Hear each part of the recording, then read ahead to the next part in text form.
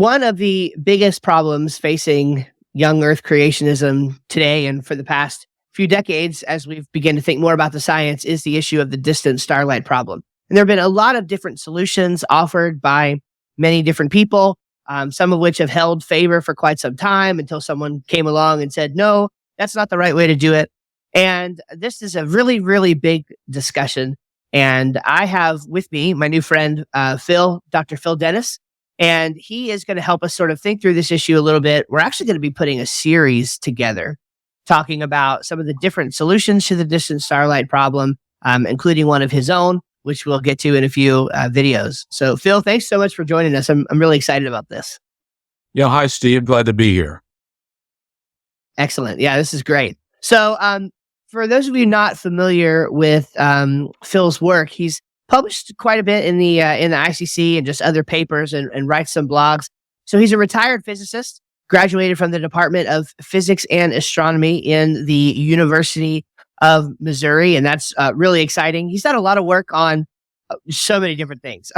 He works in general relativity and gravitation, does work in cosmology, quantum field theory, and philosophy of science. The bottom line is Dr. Dennis is a lot smarter than me, and so I'm very hopeful that throughout this interview, we will be able to present the information we're going to talk through in a very presentable way that you can understand. Now, I understand that you did a little bit of work on the Hubble telescope, which is actually pretty cool. Could you tell us a little bit about how that went and what you did?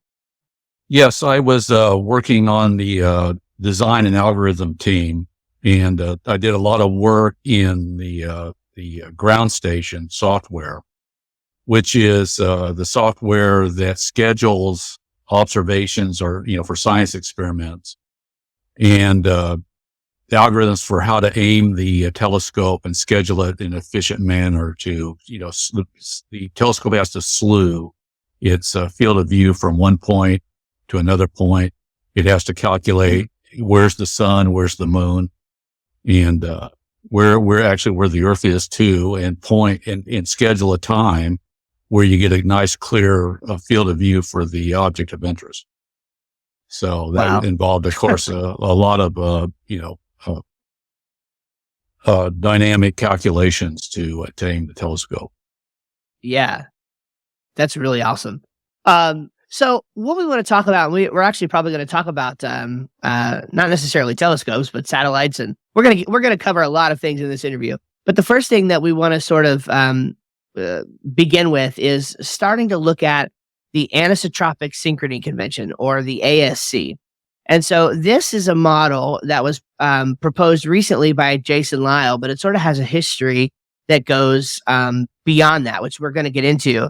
And I think it's really important that we do this. And maybe we should say up front, this is science, right? What we're doing here is science. We are not aiming to attack any particular person or individual. And everybody has ideas, but the ASC is one of those ideas that has gained a lot of ground and a lot of traction in the creationist community over the last few years. And, we think there may be some problems with it that are important for us to talk through. And so that's what we wanted to do kind of this first time around, and just explore this model from a really careful standpoint, scientific standpoint, and see if it holds up. So, Phil, should I go ahead and start maybe sharing one of your slides here to get started talking about this? Sure, Steve. It sounds good. Okay. All right. Very good.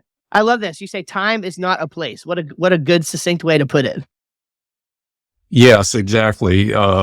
That's one of the foundational ideas that's involved in the ASC, is that it's this eternalist notion that time it's called spacetime. We hear that every day when we're listening to popular expositions of relativity theory. They talk about spacetime, and that's based upon a philosophy that the universe is a block.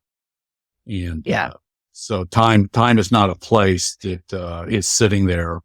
And we'll get into more detail on that a little bit later when we talk about eternalism and presentism. Absolutely. Yeah, that should be good. All right.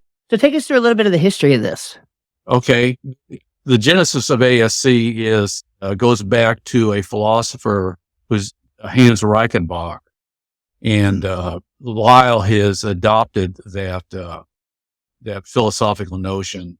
Hans Reichenbach had a model which he called the epsilon model, and it was a convention for simultaneity. And as I said on the first slide, time is not a place. The Eternalist has the notion that there really is no such thing as simultaneity. In other words, there's no such thing as events that occur at the same time. That's a convention. So there's some background. It's interesting that Reichenbach was a logical positivist. And as I said there, he held to a conventionalist view of relativity.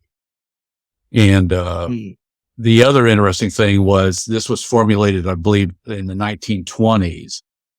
And at that time, there wasn't even a actual atomic clock. Now they're commonplace. We're putting them in satellites, right? There's as a matter of fact, they're planning to send some atomic clocks up into in our satellites.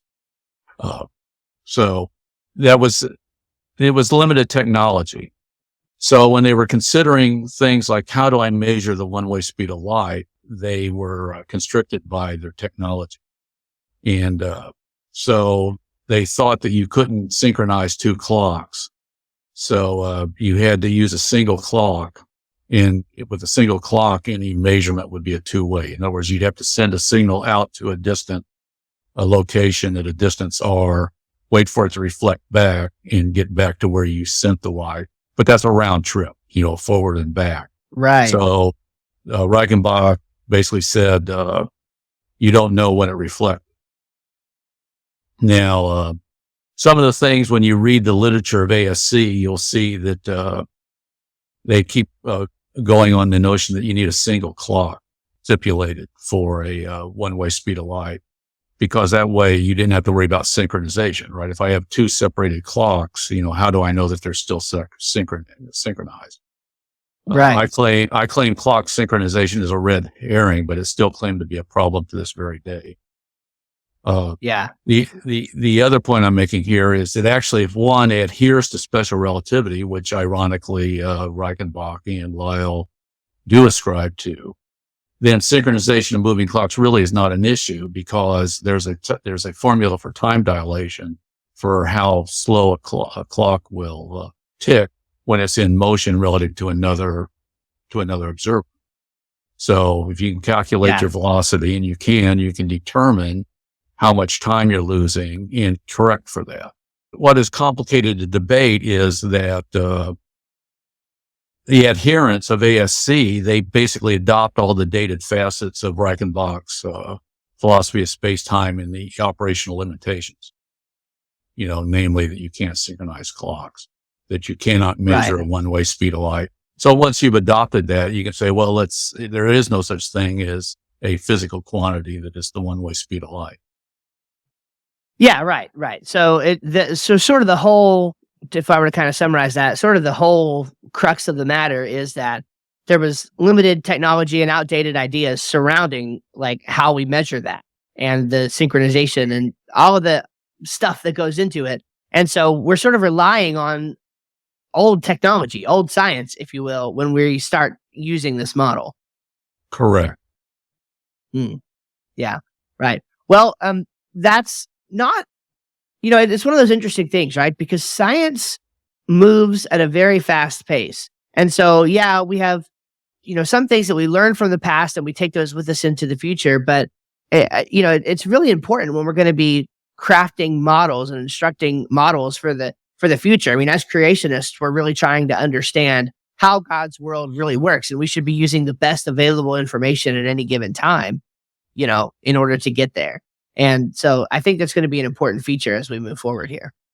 Yes, indeed. It turns out that these notions that you can't measure the one-way speed of light have held out even to this day. I think if you go to Wikipedia, there's basically a dogmatic statement that you can in one of their articles, which I find interesting. Wow. We'll get to that later when we talk about some of the empirical experiments or empirical facts, like, the Caltech femtosecond camera. We'll get into that. Yeah, that's going to be really fascinating. Very good. All right. So what do we have next? Okay, this is, as I mentioned, the ASC depends upon this idea that you really can't measure a one-way speed of light. So this slide summarizes that. On the right, we have a little diagram where we have a person at an origin, and he emits a light at time t1. Let me use my mouse to illustrate that. They send out a light ray, it reflects at a place R, then it comes back to the person this is his timeline. This is him moving through time. And he receives it at T2. And Reichenbach basically had the idea that, he said, we're ignorant of what this is my take on it. He didn't actually, this is not an actual quote. Since we're ignorant of when the light arrives at the reflector, we can choose to make it any time we like, right? So that's what this T prime is. So, clearly this T prime has to be between T1 and T2 because you cannot have reflected before you sent it, right? It has to reflect after, and it cannot have reflected, after you've received it, right? So it has to reflect after you've sent it and before you receive, right? So sometime. Correct. And he just did this little straightforward, what's called linear interpolation. And this is that epsilon I keep referring to, probably, and didn't define it. So this is a time. Okay. So the bottom line of ASC, as I said, is impossible to measure the one-way speed of light, but that's false because it's been done. And as we'll see later, there are plenty of empirical facts that rely upon knowing the one-way speed of light. So this is not. And that I think people, definitely stick around because that's going to be a very, very fascinating. Just some of the things that we experience sort of in everyday life that you wouldn't necessarily think of, that honestly seem to refute the ASC right out of hand. So that's, I think, going to be very, very fascinating. Right. So as we start sort of looking at this, really, this discussion is going to fall under three main sort of headings: the theological and philosophical sort of implications of accepting this, then sort of the math and physics angle of it, which I admit is a little more difficult for me to grasp, but I know a lot of you smart cookies out there will definitely want to follow along for that section. And then back to the experimental verification, which is what we're going to talk about and some of the ways that we experience in everyday life. So I think the first thing that we'd like to kind of get into is the theological and philosophical problems that you run into if you accept this idea, right? Correct. Before we move on to the next slide, I'd like to mention this one point here. We don't know. He basically saying there really isn't a time, or it's eternalist. In other words, I can choose any one of these time. Right? It's really kind of like a mental construct, so this does get us into the theological, philosophical issues right off the bat, right? Because he's saying there is no, right here, there is no time event at the origin, which is when the reflection occurred. The time reflection is not an objective. Reality. Yeah, you're sort of just picking it. Yeah, it's a non-observable. Yeah, at the time that was done, there was no way to observe when it reflected. Is his point, right? Because you can't synchronize the clock, so you don't know when it reflected. So okay. So, here's a summary of the theological, philosophical failures of ASC. The first thing is the illogical failure that ASC presupposes an actually existent what I call an ontological Minkowski space. Now, what's the significance of that? Minkowski space is the geometric model of special relativity, and Reichenbach adhered to it, and so does Lyle. And so it's necessarily ASC presupposes special relativity in Minkowski space, which is in fact isotropic. Then it acts as if it isn't. And this is a logical inconsistency, and we'll talk about that a little bit more later. The other thing is, as I mentioned, do you have a comment there? Well. I get a comment / question. I mean, the name of the model is the Anisotropic Synchrony Convention, and yet the Minkowski space that it presupposes is isotropic. So I think that's the point you made, but I'm just kind of trying to make it really clear. Like, that seems really strange. Yeah, it is strange. It turns out, and we'll hopefully be able to make this clear as we go on, is what they call speed is really not a speed. So when they claim they're changing the speed of light, that they're really not, because at rock bottom, Minkowski space has an isotropic speed of light. So you can't. Yeah. Can you define the term isotropic? Isotropic means it's the same in every direction that you look. Okay. Gotcha. So, okay. Yeah. All right. Okay. Mm-hmm. So, yeah. Very good. There's no angular or directional dependencies or facts. Okay. So in other words, that the speed of light coming in towards us is the same as the speed of light going out, which gets back to the one-way speed of light experiment. Right. Right. So they say, they basically say you can only measure an average. Right. So, and that's how you can supposedly, by deciding when it reflected, you can get a different value. Right. But as we'll see, that's experimentally, that doesn't really work. Correct. And so again, it's eternalist. And actually, Jason Lyle gives lip service to time travel in his book, The Physics of Einstein, because the time travel to the past requires the past to still be there. And as the lead in was, I said, time is not a place. The past is not a place that you can sit there and you can visit.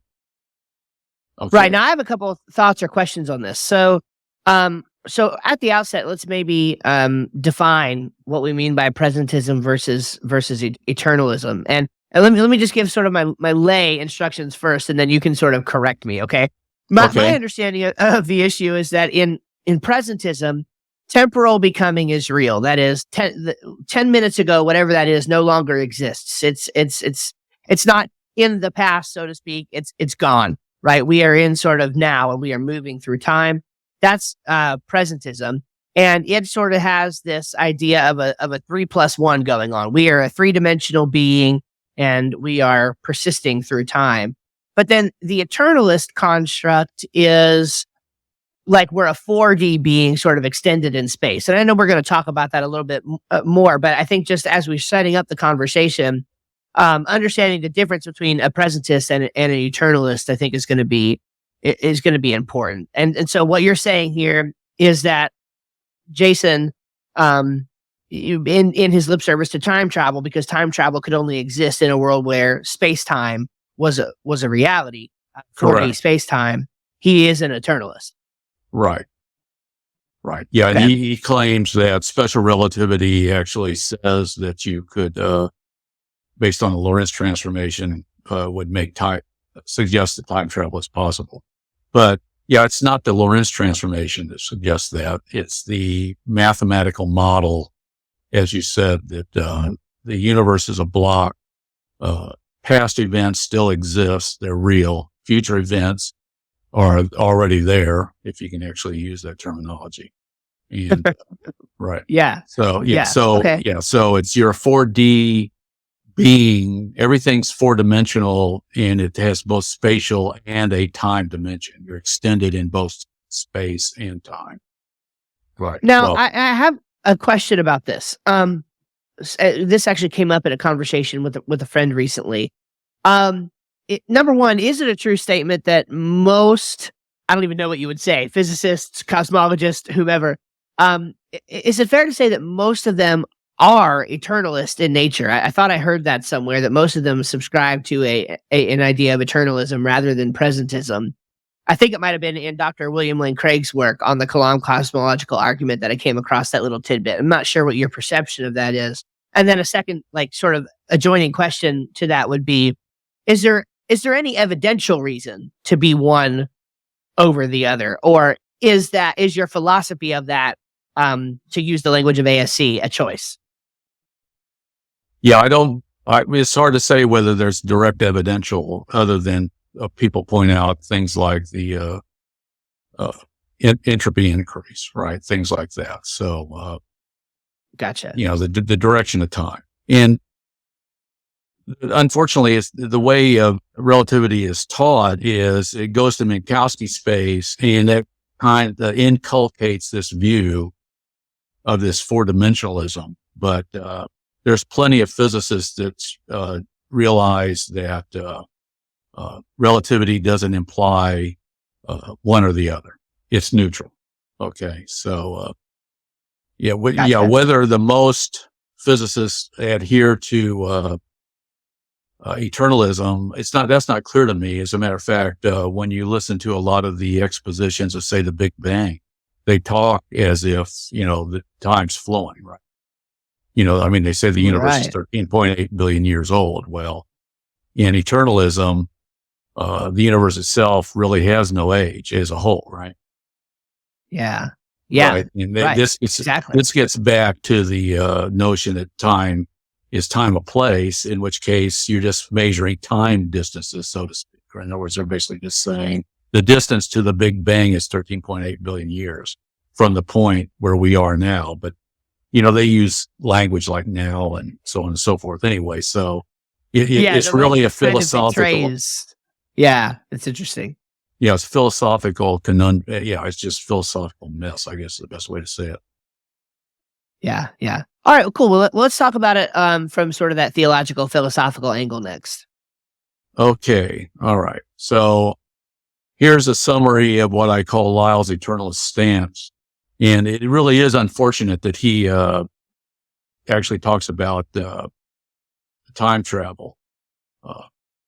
And here's a quote, which I guess I don't need to read. We can leave it up there. Actually, this is I'll what leave I it up said there on the prior slide. He says, well, as we saw in the previous chapter, in the emphasis I've added, the theory of relativity allows for the possibility of traveling backward in time. Well, it doesn't, right? You have to assume, it's just a mathematical theory, right? And mathematics does not dictate metaphysics, okay? So me as a Presentism, I can sit there and talk about space-time as an abstraction and do the mathematics, so it's just basically a graph, space-time. But in order for time travel to be, like I say, the past still has to be there. And he claims that time travel is provable from the Lorentz transformation, but it is not provable from that. So could you maybe stop there? And the Lorentz transformation is something we've talked about it a couple of times. I feel like it might come up again. Is there a somewhat simple way of explaining this? It's basically well, I'm not even going to try. Do you have sort of a simple way of explaining what the Lorentz transformation essentially is, what he's trying to say there? Yeah, that's without a graph. I guess that might be a little bit difficult. And so I apologize for describing it. Now, his whole book is a book on special relativity. It's called the Physics of Einstein. So he goes through and derives the Lorentz transformation. And, so this is in chapter 10. So he's referring back to prior chapters, but basically the Lorentz transformation is the mathematical statement that, how you transform from one inertial frame, an observer that's moving at constant speed relative to another observer. And, that's where you get the idea of time dilation and, length contraction and so on and so forth. So, basically, the Lorentz transformation says how to change one observer's description of an event, which is specified by a time tag and a location, say X, Y, Z, and another observer who's going to tag it with different times and a different location. Now, of course, it's non-problematic that if I'm measuring distance from me, that it's going to be different for you. That's the relativity principle. The new thing that special relativity introduced was the notion that your clock time was not absolute. Okay, so moving clocks are affected. And that's what the Lorentz transformation does. And, that makes sense. And so he's trying to say that alone is able to prove that time travel is possible, but you're saying no, it relies on that eternalist space-time paradigm. Yes, I should have included a slide, which I have in other briefings. Basically, what the Lorentz transformation shows that for one observer, if you have two remote events that are not temporally related to each other, say A and B, for one observer, A occurs before B, and for another observer, B occurs before A. So they get reversed. In one case, A before B, in the other case, B before A. So that kind of gives you some notion that, I've reversed time. Yeah.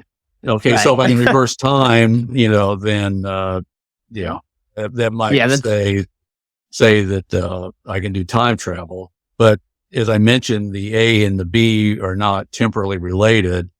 So in order to get to there, you got to travel faster than the speed of light to sort of somehow make them temporally related. Right. And that's my next note. He says, although the notion that faster than speed of light is in special relativity is a violation of the basic geometry of special relativity. You got to convert time to space, space to time. So that's a direct violation of the mathematics. So, that's fascinating. Yeah. Yes. And so, as you say in that final slide there, the time is a place. That's the core idea of eternalism. This idea that time is a place, but you're saying time is not a place. Right. Yeah, exactly. As you said, the past is gone. The future's not yet. And we're in a now. Okay. So let's see if we can go to the, corollaries. Yeah. I could go in great depth on these and show a lot of graphics, but, I just want to give the summary here. The first is we've already mentioned time travel is possible. The past, present, and future eternally exist in a timeless eternity. So the past is just there waiting for time travelers to arrive. We've already talked about for those of us who love science fiction, but that's about all it is. Yeah, my trend now is to not call it science fiction if there's time travel involved. I call it science fantasy.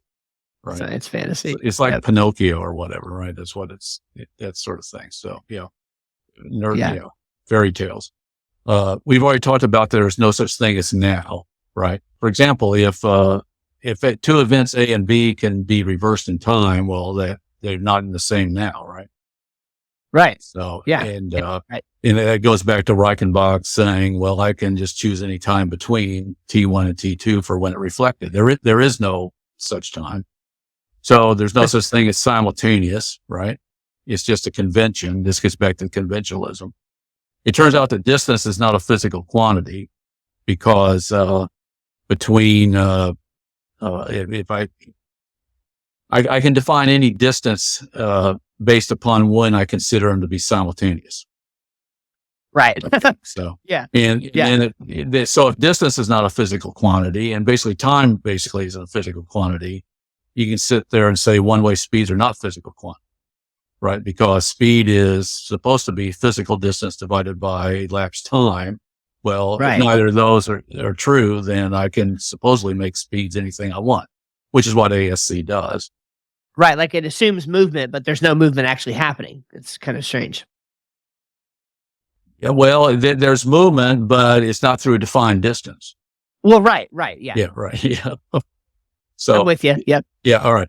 And, it actually does go through time, but, it depends upon who you are, I guess, and define how you're going to sync your clocks. Right. So, so again, this was a famous Einstein quote where he said, time is just an illusion. Nothing actually happened.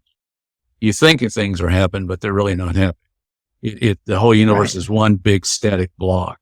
And we've already mentioned the final point there. There are no 3D objects persisting through time. They're only eternal 4D space-time objects. And you have no objective shape either. Okay. Because depending upon when you say, what's the distance between your left side and your right side? Well, it depends upon which simultaneous left side, right side you're talking. And this gets into the physics or the mathematics of Minkowski space, which I won't delve into at this time. Yeah, so, it gets bizarre really quick, doesn't it? Yeah. So this is probably a slide that will resonate with a lot of Christians, the theological implications, regardless of the philosophical, mathematical, and empirical problems that it runs into. The first thing is an eternalist block universe. There is no time, right? Time is illusion. The implication would be that God created this entire 4D universe as a completed object. So as it was created, so shall it ever be. Right. Time is illusion. Nothing ever happens. So here's the really terrible thing. Everything was created directly from the hand of God. The future was created directly from the hand of God. The present was, it's in the past, although you really can't use those terms. So the really serious error is that there are no secondary causes or agents. Right. In presentism, you're going to say God created the heavens and the earth in the beginning. Right. And he created man as a free agent, not something that's compelled by physical causation. Right. Or compelled directly. Right. By being created in that state. So God is the direct and only cause of everything in the block universe. And it actually makes God the direct creator of sin. So let me ask you a question about this, because this is something that I hear. So I think most people, the way they talk about time, think about it like presentism, right? They right, when they're actually just going through their daily life, they think that they are truly like moving through time as a 3D object, right? I think is how most people think about it. But then exactly. But then when you get to, for some reason, and I don't know where this comes from, and maybe it was different in sort of the Christian circles where you've been. In the Christian circles that I've grown up in and always been around, we sort of talk about God and his relationship to time, which I know is a topic way bigger than this, but just go with me here for a moment. We talk about God and his relationship to time in a way that really sounds a lot like eternalism. And I don't know if you have a thought about that, your thought about God's relationship to time, but like we talk about how God is outside of time and God's in the past, the present, and the future at the same time, and God's everywhere, and which obviously is omnipresence. But what are your thoughts on that? Do Christians, when they say things like that, are they assuming sort of an eternalist 4D space-time block when they talk about God's relationship to time in that way, or how would you cast that? Yes, I think it actually shades over into that. You said that God exists in the past, present, and future. I would say God doesn't exist in the past because there is no past, right? And exactly. He doesn't exist in the future because there is no, at this moment, there is no future me, right? Okay. So, the other thing that is the issue is when we say time, I always view it as created time. Do we say, God's, the ontological Trinity is the eternal God who exists in himself. Right. Right. He doesn't exist in time. So, he's self-existent. And so to say that God exists in time is in some sense to say time is part of God. Okay. Right. So is time an attribute of God? And, I would say no. That what we experience as creatures, creaturely time is not, part of God. We do believe that, God is immanent within the creation, which means he's here in every single instant. Right. And he's immanent in every single, location within the creation, but he's also transcendent. So, right. But in that sense, not even God could time travel in a sense, because in created time, there is no physical past. Correct. Now, I know all this gets into all the, what I would say is really the true mysteries, things like the incarnation. Even the thought that how the ontological Trinity could incarnate, the Son could become incarnate within the creation is a deep mystery. But things like that don't bother me because even the fact of man having material and immaterial parts, and how does the mind interact with the brain, and how does the mind interact with the physical? The mind is not the brain, regardless of what modern unbelievers want to say, right? The idea that you're just a material computer, and they'll get into the notion that, even consciousness is an illusion, right? Because, you're just a brain, right? You're like you're a meat computer is the way some people put it. Right. Yeah. Right. Yeah. Which means you're compelled. In other words, and also people have pointed this out quite a bit. If you're just a meat computer, then you're subject to just physical causation. And even worse, it's not even a deterministic physical causation. In the old days, you had your choice that if you were a clock, then you had to do whatever state you were in. The future was dictated by whatever current state you were in. The same way the planets go around the sun, right? You're forced to follow that. So in that case, there's no real you. And if you ascribe to what I consider is not the correct view of quantum mechanics, then the universe is just a probabilistic. So your thoughts you're not having real thoughts. They're just whatever the electron decided to, if I can use the word side of an electron, flopped in another orbital. And so you had that thought. So you're not in the driver's seat, right? The laws of physics. So, right. Correct. But we know theologically that men have free agent. They're not compelled by physics, right? So, let's see. Was there something else I wanted to say here? I'm trying to remember.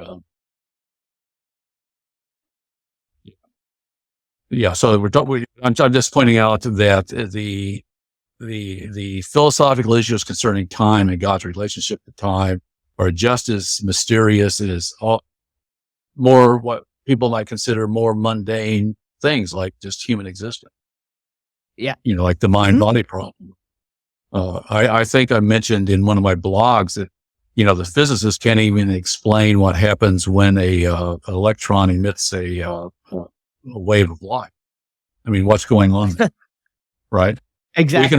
We can write down equations that describe the process, but it doesn't say why that occurs or how that occurs. Just, right. Why is it that electrons interact with light and other particles don't interact with other particles? Some do and some don't. So anyway. Yeah. And so the existence of profound mysteries is not necessarily problematic. We've all got profound mysteries, if you will, to explain. It's just a question, and sort of back to our slide, it's just sort of a question of which profound mysteries do we need to be concerned with from a theological perspective? And, the notion of God creating an unchanging past, present, and future gets problematic pretty quickly.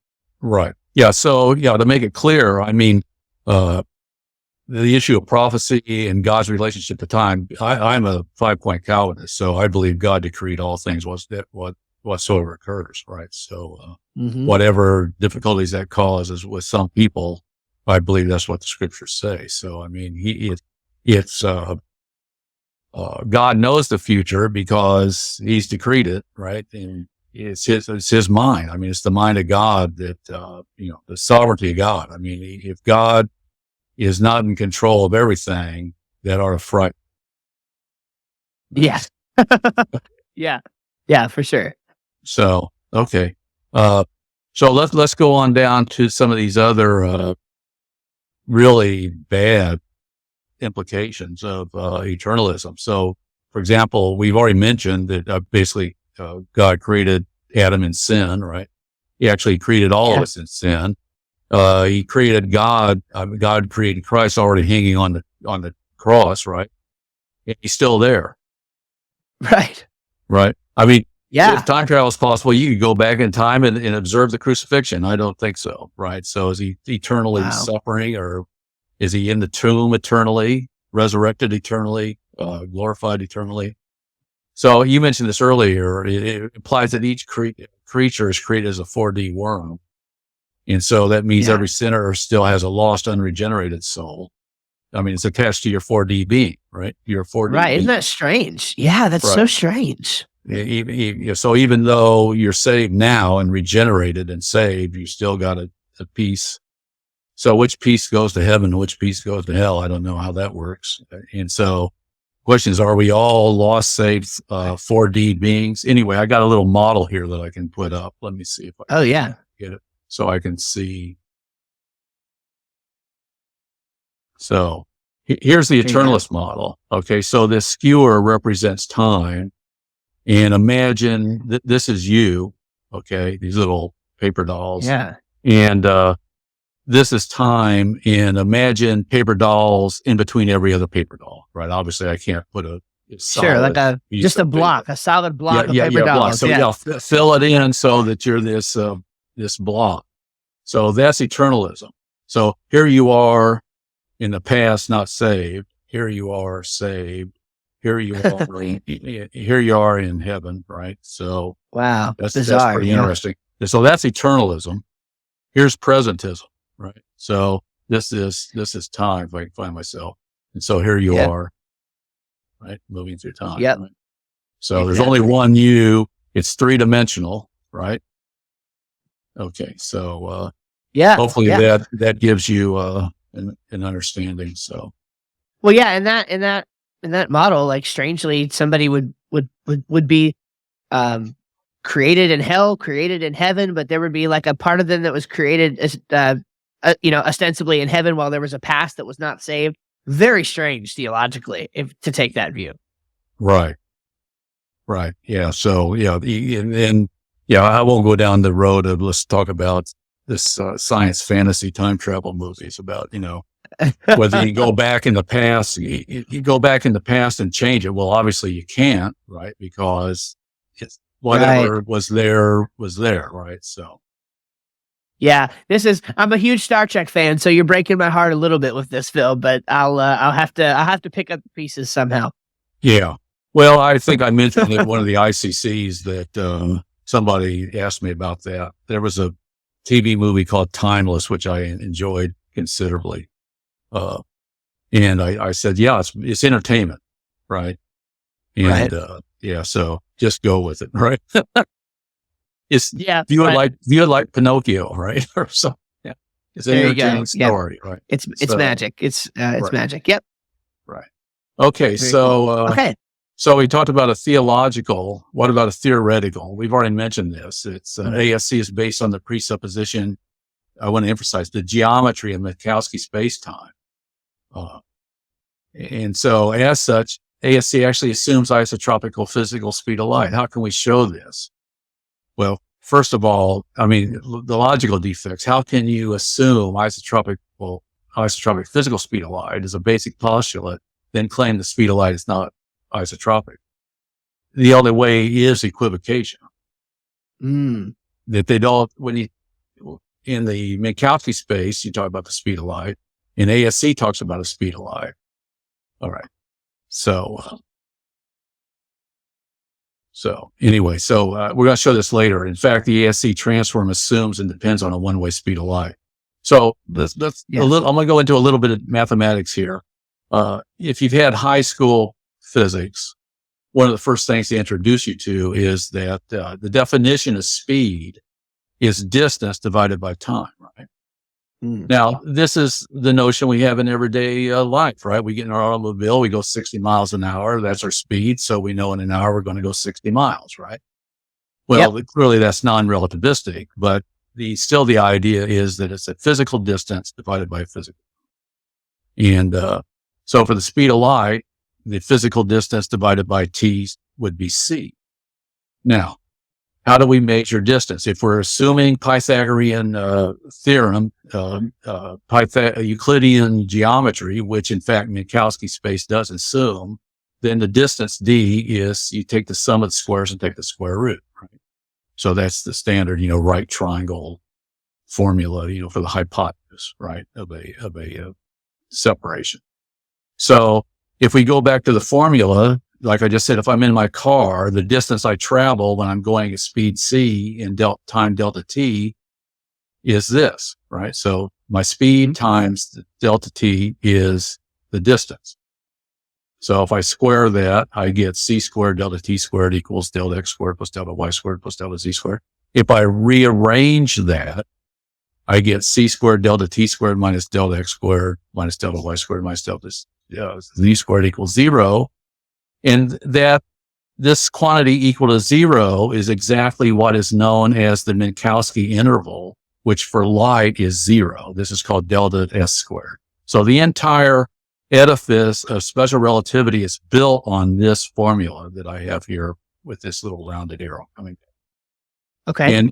And this is what's called the Minkowski interval. And Lyle quotes that in his book, The Physics of Einstein, which is really just an exposition of the special theory of relativity with, unfortunately, as a showpiece for his ASC. I mean, after he's done special relativity, he goes into his ASC sections. But he points out that this delta S squared is an invariant. In other words, it doesn't matter what coordinate system you use. If I look at two events separated by delta T in one coordinate system, delta X, delta Y, and delta Z, and if it's on a light ray, I'm going to get 0. I'm going to get 0 regardless of the coordinate system. Well, in this coordinate system, delta X is a physical distance, delta Y is a physical distance, and delta Z is a physical distance. And this delta T is the time elapsed on an ideal non-broken clock that somebody's artificially said, I'm going to make it stop or, alter it artificially. That implies this formula that speed of light is this D divided by this T. Right? And it's the same whether you're going out or going in. Right? All right. So what is it that ASC is doing? Okay, I'm going to get into a little bit of jargon here, and I apologize for that. This is for the benefit of those that can understand the math. But I'm calling this the ASC transform. And basically, and Lyle gives this in his book, I define a new time, a la Reichenbach, which is the Einstein synchrony convention time minus this 2 epsilon minus 1 times the distance away from the origin, say along OP, divided by the speed of light. We'll talk about this speed of light thing here in a minute. But this is in Minkowski space. And as I pointed out on the previous slide, this S squared quantity is an invariant. So if I compute the distance from O to P, in other words, the space-time interval, according to Einstein, that is actually X. So the distance from O to P is the coordinate X. Okay. So X is both a coordinate and it's a distance. And you can see in the ASC transform, it says whatever X was, I'm going to claim my new coordinate X prime is also that X. So that's what and so T gets moved down. So the line OP, according to this linear transformation, gets transformed from OP down to OQ. Okay. Yes. And so when I'm at a distance X, this P moves to Q with this minus 2 epsilon minus 1 X over C. So what am I going to do here? I'm going to ask, what is the distance if this is at the same now? See, as a matter of fact, this is T prime equals constant. This is T prime equals 0. And this is T equals 0. But according to an eternalist, if T prime equals 0, these are all at the same time. Right. Right? So the way I measure distance is from the point O to the point Q at the same time. Well, I have to use the geometry of Minkowski space. So let's do that. When we do that, and I will elucidate this, you get down to this formula, and what you'll notice is that the distance of O to OQ is not X. It's X, the X squared times this quantity, epsilon, right? So SO to Q is not the same as SO to P. And in the jargon, ASC is not an isometry, which is what I said before. So if we're going to do speed is distance divided by time, I can't use X prime divided by T prime or whatever it is. I have to use this new distance. ASC is not an isometry, which means it does not preserve distances. Well, if it doesn't preserve distances, then you're in trouble because X is no longer a distance, right? As I just showed. Right. X was the distance to the reflector, say here at P. And therefore, under the ASC transform, dx divided by dt is not distance divided by time. Okay. I call this an abuse of coordinate. And ASC is basically that. It's an abuse of coordinates. It doesn't pay attention to the geometry, which has been assumed from the very beginning. Right. So if I were to attempt at a very high level layperson summary of this, the problem is that the assumptions that are being used to make the claims that are being made, when one does the math required by that, it shows that it's not true, right? So the actual math required to be done actually shows that the assumptions are not accurate. Right. Yeah, maybe at this point, the conventionality thesis is bandied about quite a bit, right? As a matter of fact, ASC lets the cat out of the bag because it's the Anisotropic Synchrony Convention. And they want to claim that Einstein's synchrony is also just a convention.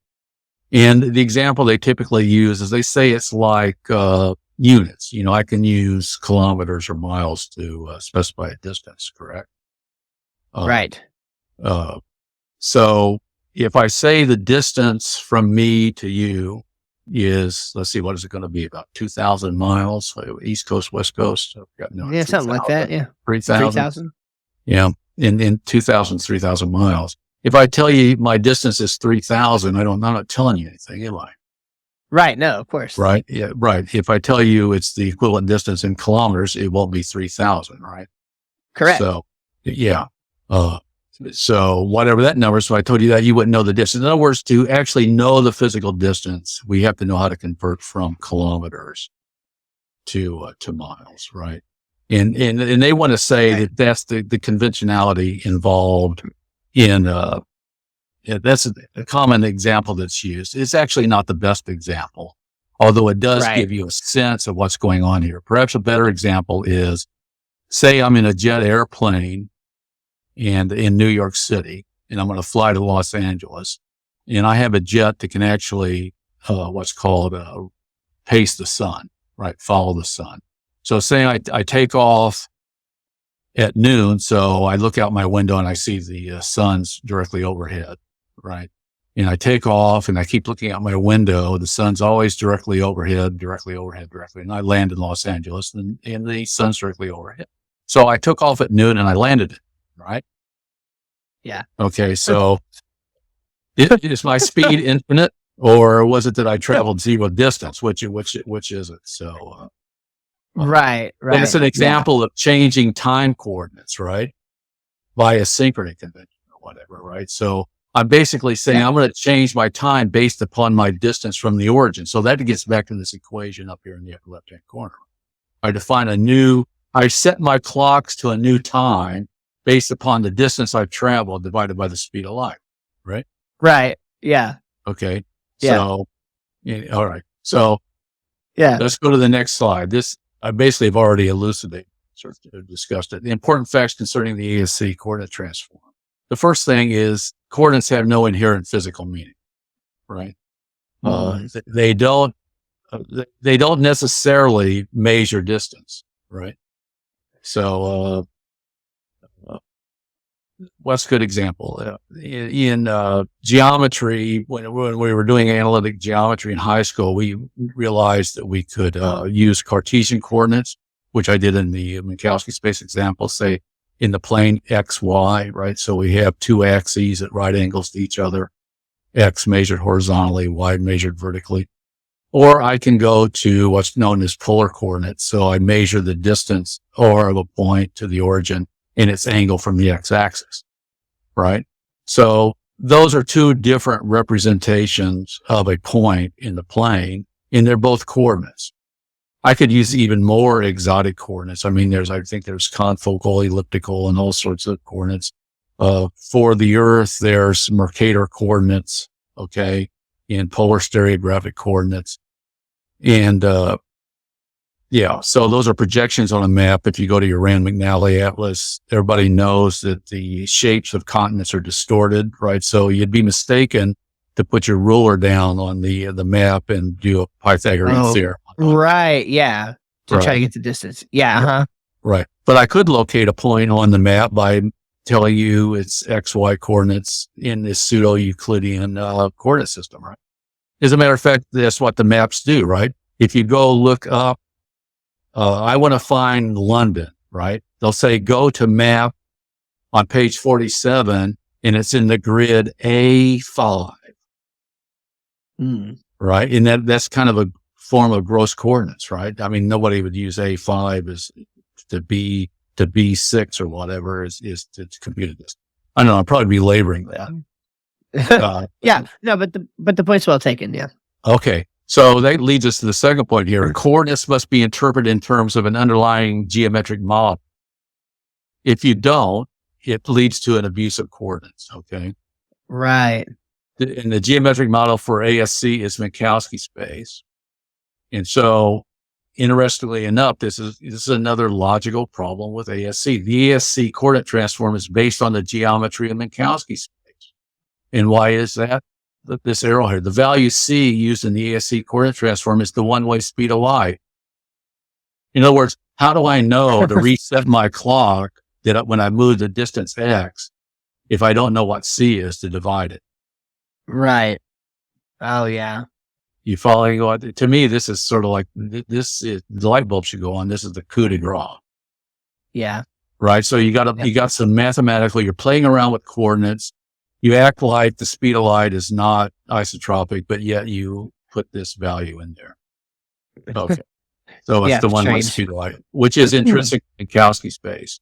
So what's the implication? I basically said this in the previous slide. The geometric meaning of T prime and X prime in this transform is not the same as T as this T and this X. They're not the same. They're just coordinates. They're just labels. Okay. All right. So let's do this. I think we've talked about this previously. So this is the artificiality of the ASC transform. So I've shown the transform again. I've already mentioned that depends upon distance and the one-way speed of light. So let's have a thought experiment here. So you and I synchronize our clocks at a common location. So I guess I got on a jet airplane and came back to your home. Okay. Yep. All right. So we're in the same studio. All right. So we look at our time X's, right? And, as they do in the movies, military movies, let's synchronize our watches. Okay. So we're at the same location. Okay. Then I move away from you very slowly. And I guess I can actually get on a jet airplane. Such that time dilation, according to special relativity, is minuscule. So after I move a distance X, this is quite a distance, one light hour, right? So I'm moving. Because I can't use a jet airplane. Sorry for my example. I get in a rocket ship moving relatively slowly. Okay. Yeah. But this is a thought experiment. All right. We don't have to implement this. Okay. So I reset my clock according to the ASC transform by artificially setting it forward by a time amount T equal to X divided by C. Well, I said I went the distance of one light. Right. Right. So that's 1 hour. So I set my time forward 1 hour. 1 hour. So that is okay. So let's say it was noon when I left you. And so I travel out and I set mine to 1 p.m. All right. So that is the time it takes to travel the distance X at the speed of light, isotropy. In other words, my clock is set fast by 1 hour. So my clock reached 1 p.m., say when your clock reached 12. Okay. I'm now going to send you a message that says, "Hey, Steve, I sent this message at 1 p.m. Well, if your clock reached 1 p.m. when you receive it, you've computed the ASC speed of light as 1 light hour distance divided by 0. Right. Because I said you emitted at 1 p.m., which was actually noon for you. It took 1 hour to get to you, and your clock says 1 p.m. So 1 p.m. to 1 p.m. is 0. So this is very similar to the jet airliner. Yeah. But if the times are identical, it applies the real speed of light as C that I used to artificially set my clock. Right. I used the one-way speed of light to set my clock, and lo and behold, you say I sent it at 1 p.m. and you received it at 1 p.m. Okay. Right. Here's another interesting. My resetting of a clock has nothing to do with the physics of light propagation. Right. Just because you changed the value doesn't mean that's actually what happened. Yeah, I'm quite capable of resetting my clock anytime I want. As a matter of fact, should I put the humor in first here? Or? Sure. So I can set my clock anytime I want. What if I have a broken watch? Well, actually, this does correspond to the jet airplane where it's always noon, right? So the Mad Hatter, he's conversing at the Mad Tea Party. He says, "Well, I'd hardly finished the first verse when the Queen bawled out, 'He's murdering the time, off with his head.' And ever since that, time won't do a thing I ask. It's always 6 o'clock now." boy. It's hilarious though. Yeah, Yeah. right? Okay. But just to see it, yeah, it's just to see how it falls apart when you're actually just looking at the geometry. It's really fascinating. Right. Now, here I'm asking the question, which did Reichenbach mean? On the previous slide, I showed you where he moved T prime up along T1 and T2, right? And somehow saying that R is the distance, although the surface or the time is simultaneous, was that T prime is simultaneous to R, right? Not this, I should have labeled this point, right? Or did he mean that the physical speed of light actually changed? In other words, it was reflected at T prime at a distance, T prime at a distance R, where R is the Euclidean distance to the reflector.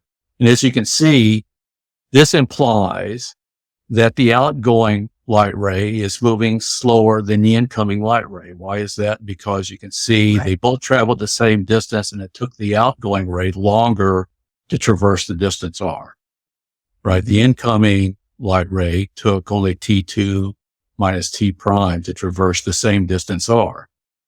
Right. So if R is the actual physical distance and T2 minus T prime is the actual time, then this would be a faster speed of light. So the question is, I have at the bottom is, which are the simultaneous events? The T prime or on the left, or the T prime or on the right? So let's do a little Reichenbach versus Minkowski space. This is kind of like a redo of one of my other slides. So perhaps Reichenbach intended that T prime be the time of reflection according to the space-time diagram at the left. That's my question. Mm-hmm. So is this consistent with Minkowski geometry? Yes, Reichenbach and Lau both accept, and the answer is no. So I'm not going to go through this again. It's using that exact same Minkowski interval, and we get down to this formula, and this is supposed QR is supposed to be a null, what's called a null path, which means its interval is 0. And Lau agrees that this space-time interval is an invariant, so this should be 0. Okay. So, but it's not. It's only 0 when epsilon is 1/2. And when epsilon is 1/2, we get the incoming and outgoing speed of light are equal. So the same reasoning applies to this PR interval. It's also not null. All right. So it can't be this, which means it has to be the other eternalist notion, right? Where they'll go back to it. This one, where T prime and R are the ones that are simultaneous, but then that means the distance is not R, right? The interval from T prime to R is not R, but they compute the speed of light. They keep using this R. So which is it? They're on the horns of a dilemma. This one doesn't work. And this one is basically eternalist and at the abuse of coordinates, because they use R. They use R as the distance when it is. Yeah. Okay. Fascinating. Well, so, I mean, for the ultra math nerds, I'm sure they got that. I mean, my eyes are glazed over on that a little bit, as I'm sure some others are. But the important point again is to remember that the math that you're showing, it just shows that they're on the horns of a dilemma, right? You said it. I mean, that's the kind of the fundamental problem here that I think is going to be necessary for most people to grasp.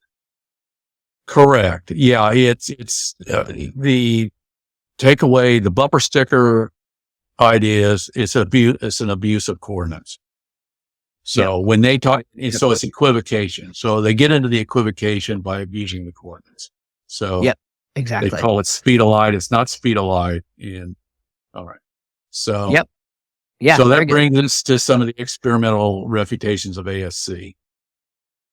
As I mentioned earlier, the ASC, or the Reichenbach conventionality, was formulated a long time ago when there weren't even atomic clocks. Okay. Yeah. Highly accurate clocks. So it was like the 1920s. I said mid-20s, so it's 1920s. We've already mentioned in the introduction to the Reichenbach that all the old experiments they were one ways. They claimed the one-way speed of light required 2 clocks, thus synchronization, and you would only get a average. Okay. So I claim that's, I should mention this, mixing all these issues together in one big ball of string it needs to be disentangled. It's the genesis of this synchronization, this operationalism, this simultaneity and ontology, presentism, eternalism, one-way speed of light conduct. They just throw all that stuff out on the floor and they say, okay, you can't sort this out. Well, I think so. The first one I want to mention here is a modern example. Is the Caltech femtosecond camera. It employs only one clock, so synchronization, simultaneity issues are avoided. In my bottom line, Reifenbach epsilon model needs to be buried. So if you want to put up the video, it's an experiment where they have one clock and they actually observe a wave packet of light moving in one direction from left to right. I had a haircut as well. All right, here we go. Right, okay, so what we're seeing here is the bottles that's been comped in, basically. Yeah, so this camera only detects the light itself, which is like a bluish laser light, which is why you don't really see anything else other than the light looking like that. And then we comp in the picture of the bottle. In the room with my actual eye, it looked like it was constantly lit up, but here we're able to follow the light moving through the bottle. It may not look like it, but this is actually real. It's refracting the photons, that's why you can see it, but when it's just going through the air, there's nothing to actually reflect the light. So yeah, it's only showing up in the bottle. It is interesting. It almost looks like a sort of an 80s film effect. It does, doesn't it? It looks like some sort of ghost flying into the room. But actually, that is light. No, wait, look at this scale. So every frame seems to be 10 picoseconds. And we're just sort of casually watching this light go left to right through the bottle, but in reality, the light is moving 1,000,000 times faster than a bullet. What a mental subject.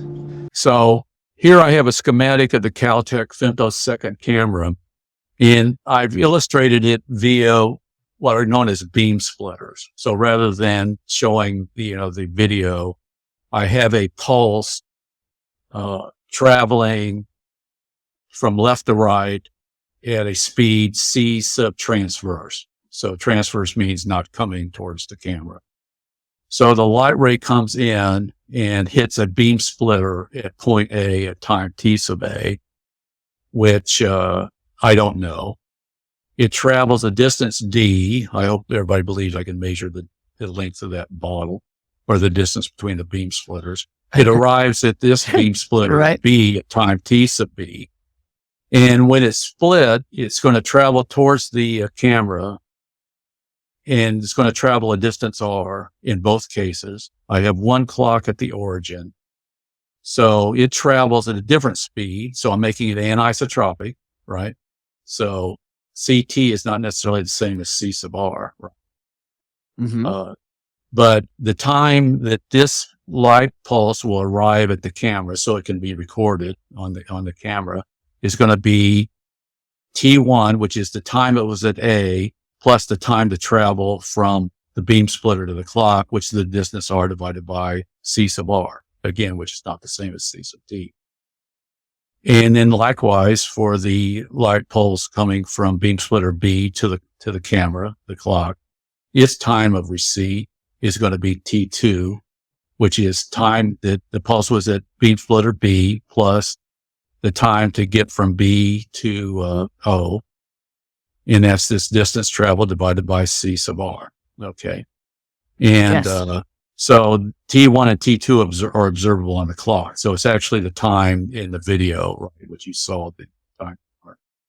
Yeah. So how do I get the speed? Well, the speed is going to be the distance it traveled along the bottle, T2, right, which was T2. I'm going to take T2 minus T1. All right. And what do I get? I get D in using these two formulas. You see that the R divided by CR cancels. Right? Yep. R sub CR minus R sub CR. So I get, Yep. Actually, did I do this backwards? It's supposed to be TA minus TB. So I did that back. T2 is supposed to be TB. Right. So I need to correct that. So Anyway, it's TB divided by TA, which is CT. So I've measured CT, Right. which Exactly. is a one-way speed of light. So, One-way speed of light. right. Which they claim is impossible. Right. And, but they'll it's say, observable. well, Yeah. it's, Wow. it's observable, but I could have rotated this experiment on the lab table and Pasadena, rotated at 90 degrees. I still would have got the same number. Right. So that Exactly. means from left, right, and forward, backwards. Right. And then I could have done it up, down too. Right. So speed of light I can measure this. So when I measured the speed of light in one direction, I basically measured it in all directions. But that was one of the theses of the Reichenbach-Lisle is it's impossible to measure any one-way speed of light. Right. Right. Exactly. So, yeah. And that's, and this, but it's important because this whole experiment, there's one clock. Right. That's, Yeah. it So doesn't require- so there goes the synchrony convention. Yes. I mean, yes. there's other ways that they could try to get out of it, but C sub R, these two are equal according to the ASC transform. Somebody could say, well, let me use a different convention. Let me make it with an epsilon that depends upon angle or whatever. So they could really try to confound this, but there's no physical basis for that. One person wanted to claim that C sub R was different than over here. And my comment was, well, what is there, a black hole in between the, right. between the being or some other, or, you can actually go through the analysis and ask how much variation would there have to be between the speed here and the speed here to invalidate this result. And, it's not very much. I mean, no, you take quite a bit. So an unreasonable amount of variation. So, I'm going to ask a question that could get us into a ball of wax, and if the ball of wax is too big, I think it's something we're going to discuss in a future video together anyway. So, but the question that I would have about this is could they essentially look at this experiment and say, well, it's one thing to talk about taking a picture of the one-way speed of light in a lab at a camera with a relatively short distance, but we're talking about the creation of the universe and stars that are millions of, many, many light years apart. And things change when you start talking about that scale. What would you say to that? Well, the Reichenbach-Lisle transform, I don't know whether I want to go back to the previous slide. It implies that it's anisotropic all the way to the Earth. So it's anisotropic within the laboratory also. Okay, understood. So it's really the same thing at either scale. Yeah, it's a global anisotropy. It's not a local or not a remote anisotropy in a local. Yeah. Okay. It's uniform. So I can go back to slide. If you want to. I'm going to digress. Okay. All right. Confuse everybody there. Okay. So, the next example that I had on the previous slide is there are real world examples that rely upon a one-way speed of light because they're one-way phenomena. And, the engineering wouldn't work if you didn't know the one-way speed of light. And, the prime example of that is the Doppler shift.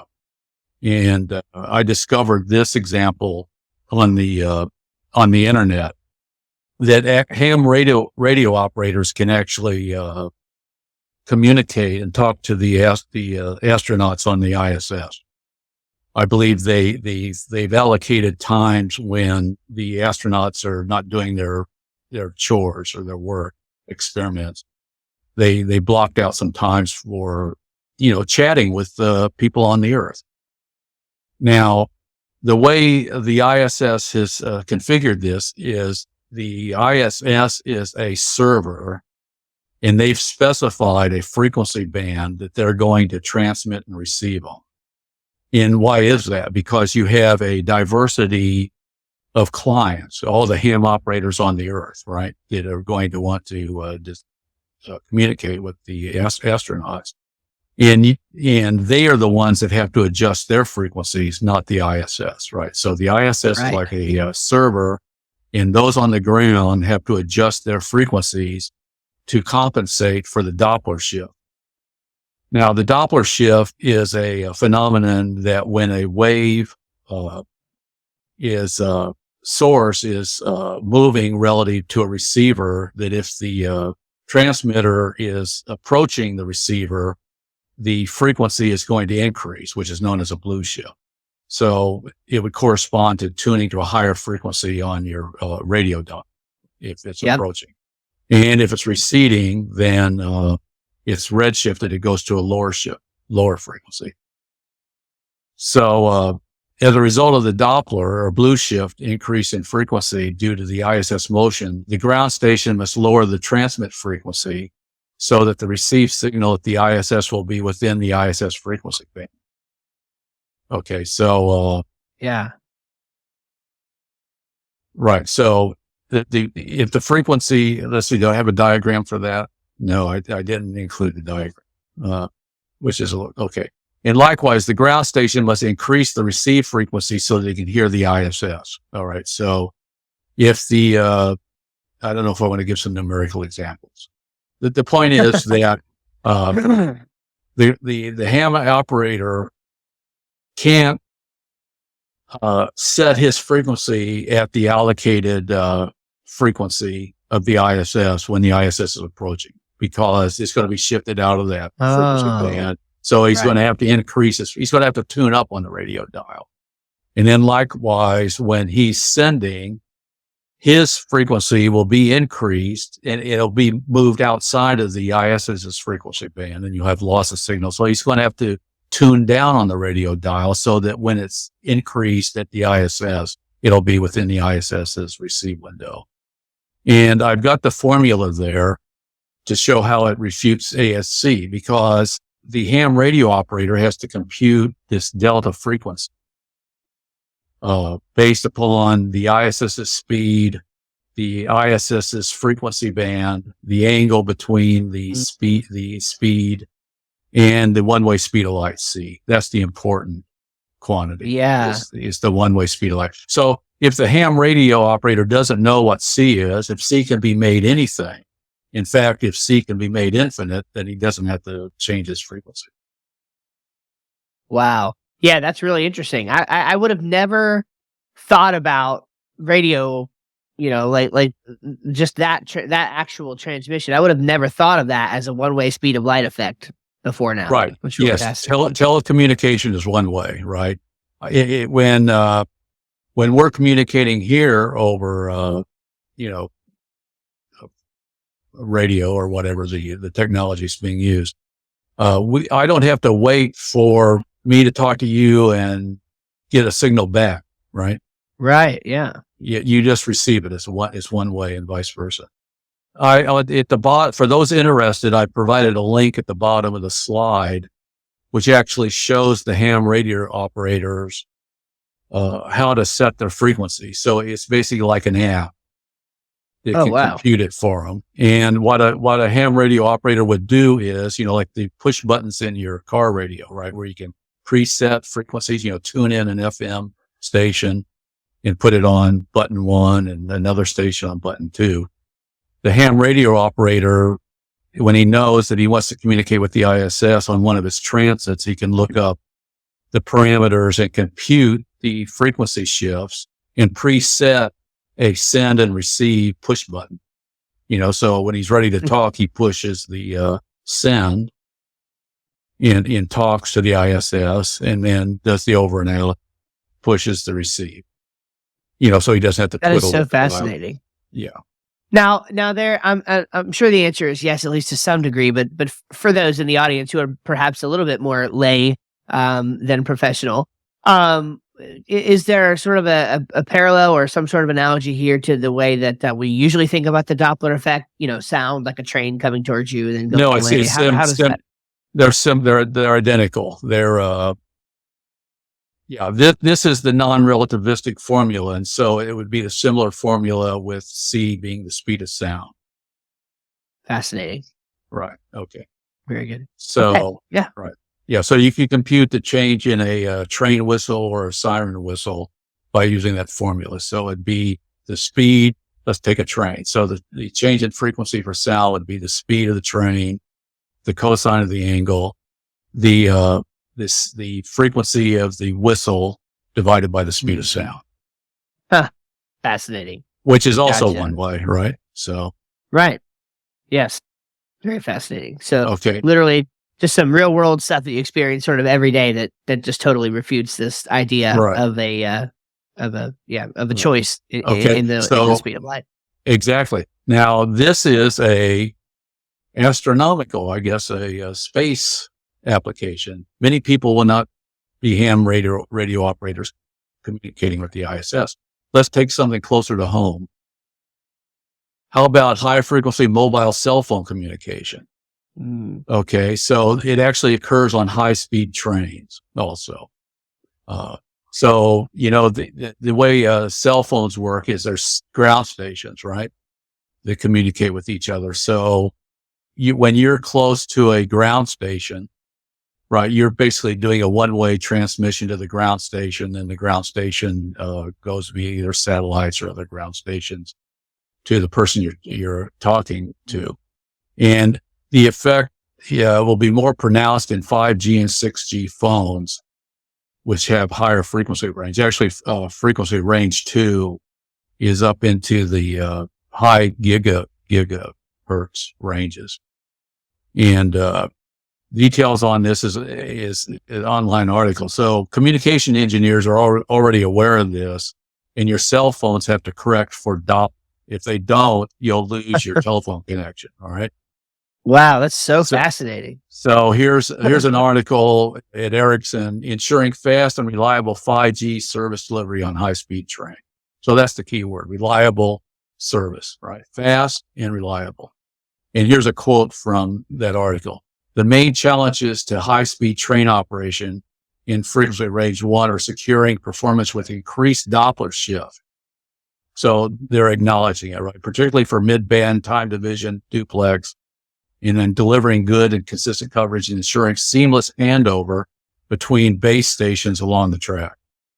Right. So that's what they're doing. I believe in Europe is they build a base station towers along the tracks for the high speed trains. Right. Wow. And of course you have to change from one base station to another. Right.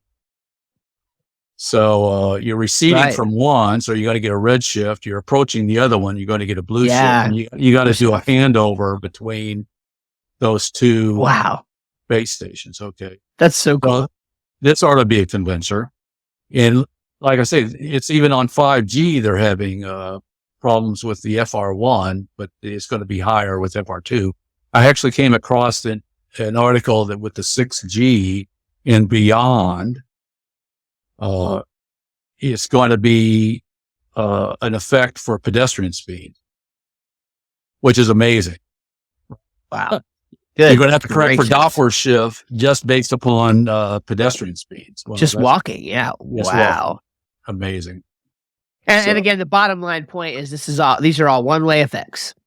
Right. The engineers have to know what C is, right? Exactly. If they don't know what C is, well, then how does this work? They don't get to just choose what C is. Right, exactly. So these are not one-way speed of light experiments where you're in a laboratory measuring it, but you're using empirical evidence from other experiments and using that in your formula, right? I mean, they don't sit here. I doubt these engineers are using a Lyle-Reichenbach epsilon model in all their software, right? Exactly. Right. And they're not even. They're not even thinking about, clock synchronization, right? In that sense, right. Exactly. Okay. So let's see. Oh, I wanted to go back to this slide. Let's summarize all of them. Yeah. Oh, yeah. Okay, so we've gone over the femtosecond. We've gone over the ISS. We've gone over 5G, 6G mobile phones.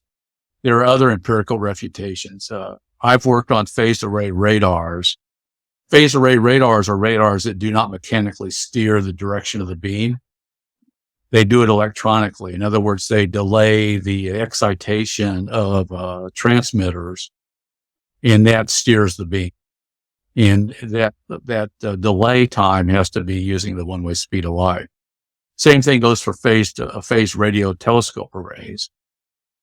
I'm not going to go through details. LIGO is also a passive receiver, and of course they use the one-way speed of light to determine the direction to the gravitational wave source.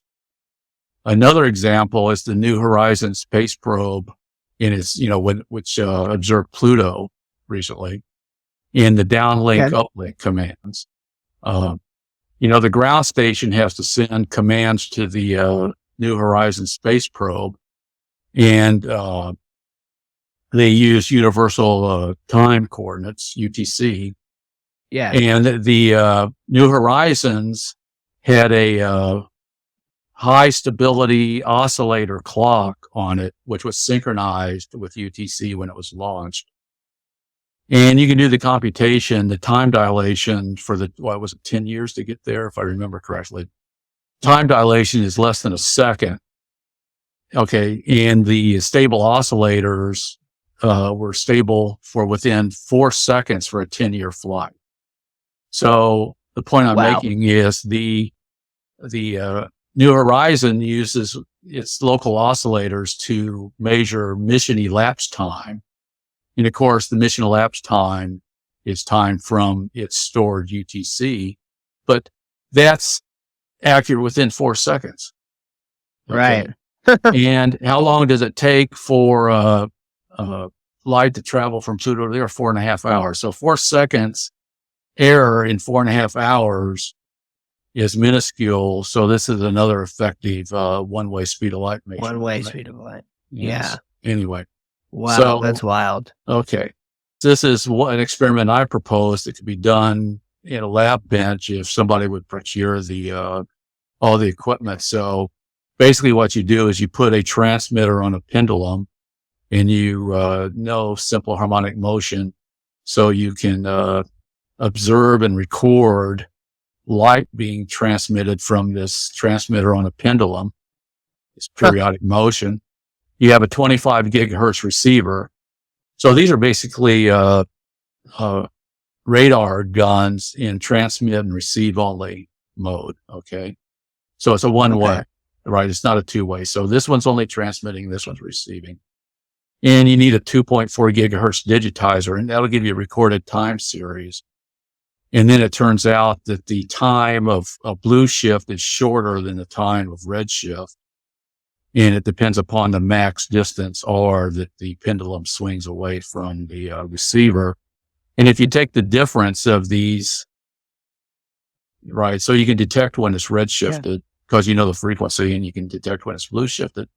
So you get this long time strip here, and subtract these two, and then the time difference is the maximum distance divided by the speed of light, so you can measure the speed of light.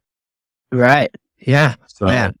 Well, hopefully somebody takes that one up. It won't be me, but hopefully somebody does. Right. Yeah, I've been inquiring around about trying to acquire the equipment, and I haven't been successful yet. And you can buy these transmitters for relatively inexpensive amounts. You'll need a relatively high lab room to get a 6-meter pendulum to get this 3.3 meter swing, or 6.6 meters for R. But anyway, here's an analysis. Interesting. For that time difference, you get a 44 nanosecond difference. And for 2.4 gigahertz digitizer, you would see a difference of 106 time samples, which is a considerable amount. So, it's easily detectable. So anyway, that concludes my analysis of ASC. Yeah, Any that's more amazing. questions? I mean, man, no, I'm thrilled to see somebody taking this up. I mean, I think this is by far, and I might be a little biased, but I mean, by far, I think this is the most detailed analysis, especially by video, but probably at all, that I've seen of the issue. And I think we've got some stuff here for the math people. I think we've got some stuff here for the lay people to kind of show the problems with it. And yeah, no, it's been very good. The thing that's interesting about this is, and this is why we're doing sort of a multi-part series. I mean, we still have much to talk about. Concerns on the large scale of general versus special relativity. You have actually a model that you have proposed, right? So you're not just critiquing other models. You have your own sort of proposed model that we're going to eventually go through.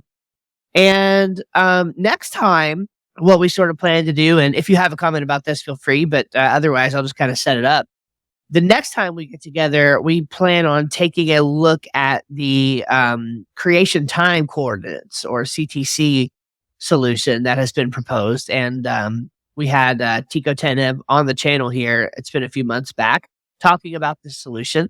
And I liked it. And the reason why I liked it initially was because I thought, I had kind of had a feeling that the ASC was a bit arbitrary in nature. Again, choosing the special, just kind of, deciding basically on what it is. And now I understand a little bit more of the math behind that, thanks to you.